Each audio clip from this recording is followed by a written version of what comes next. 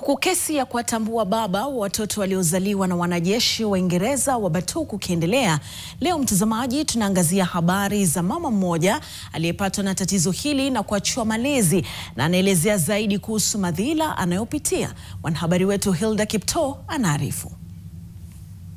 Kwenye mtaa wa mabanda tunapatana naye Doris Njoki, ambalo si jina lake halisi.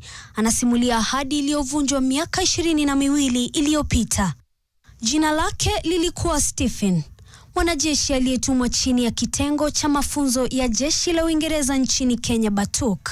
Akampa ahadi ya kumwoa, lakini alipopata ujauzito, Stephen aliyeyuka kama umande jua lichomozapo asubuhi asimuone tena.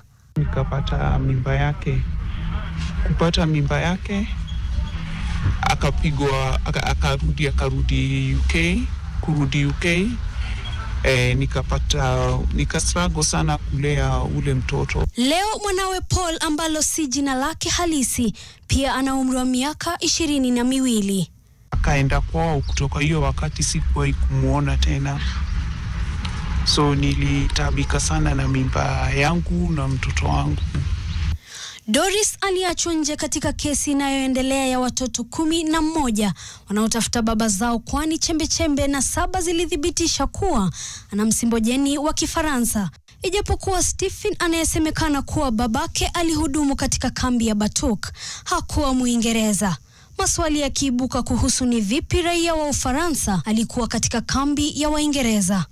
Wale wameshughulikiwa ni wale ni wale mababa zao wamezaliwa UK, ni wa English. Hofu inazidi, kwani hatma ya Paul kumwona babake inaweza kosa kutimia, ila Doris anatumai kuwa watapata majibu. Hilda Kipto, NTV.